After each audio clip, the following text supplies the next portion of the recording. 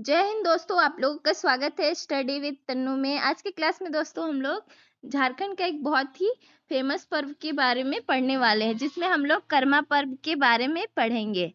तो ये जो पर्व है झारखंड में बहुत ही धूमधाम से मनाया जाता है और यह पर्व प्रकृति से संबंधित त्योहार है। तो चलिए इसके बारे में हम लोग पूरा जानते हैं, इसके बारे में विस्तार से। तो जो कर्मा पर्व है यह झारखंड में प्रकृति से संबंधित त्योहार है। जिस प्रकार सरहुल है प्रकृति से संबंधित, उसी प्रकार से करम पर्व भी प्रकृति से संबंधित है। इस त्योहार का प्रमुख संदेश क्या है? कर्म की जीवन में प्रधानता, कि जिस प्रकार से कर्म करेंगे उस प्रकार से फल मिलेगा, इससे संबंधित है। यह आदिवासी व सदानों में समान रूप से प्रचलित है, यानी कि झारखंड में लगभग सभी लोग इसको मानते हैं। इस पर्व में भाई के जीवन की कामना हेतु बहन द्वारा उपवास रखा जाता है। यह पर्व हिंदुओं के भाई दूज की भांति ही भाई बहन के प्रेम का पर्व है। जिस प्रकार से हिंदुओं भाई दूज की पूजा करते हैं ना, उसी प्रकार से कर्म भी क्या है? कर्म पूजा भाई बहन के प्रेम का प्रतीक है, जिसमें कि बहन अपने भाई के जीवन की कामना के लिए क्या करती है? उपवास करती है। यह पर्व कब मनाया जाता है? यह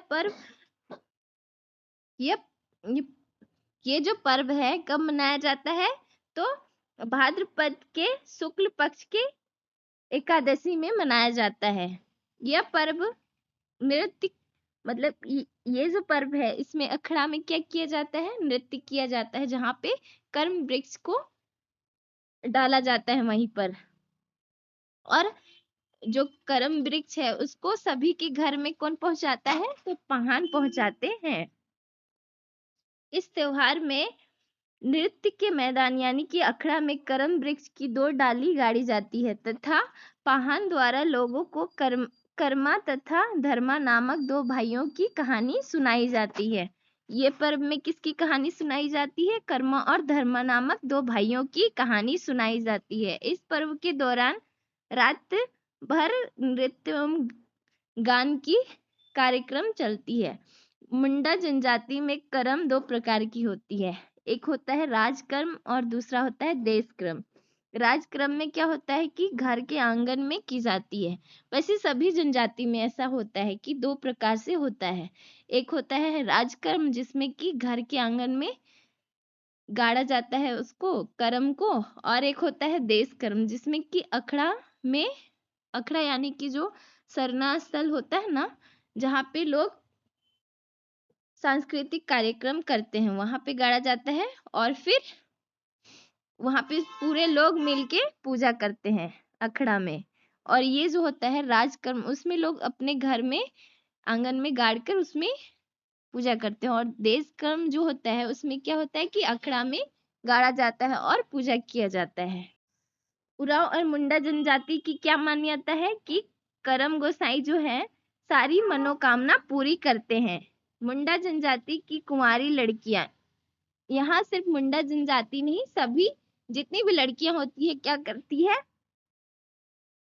एक टोकरी भर के बालू रखती है, उसमें जौ, गेहूं, मकई, उड़द, चना, मटर ऐसे करके 7 प्रकार के बीजों को रखकर जावा रखने की प्रथा प्रचलित है।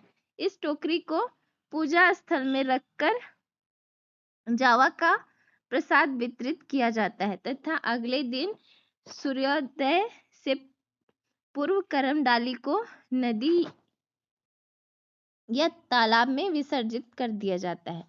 तो इस प्रकार से करम पूजा मनाया जाता है।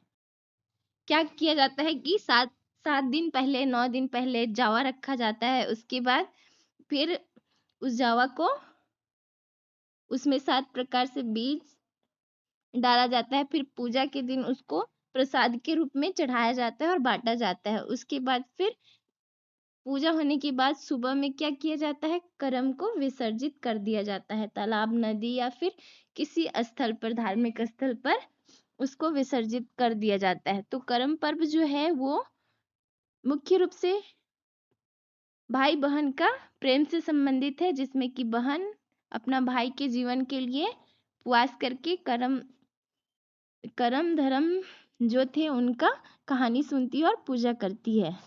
तो ये था पूरा कहानी। तो आप लोग को कैसा लगा बताइएगा कमेंट में करम पूजा के बारे में। नेक्स्ट क्लास में हम लोग मिलते हैं। आज के लिए इतना ही। Thank you. जय हिंद।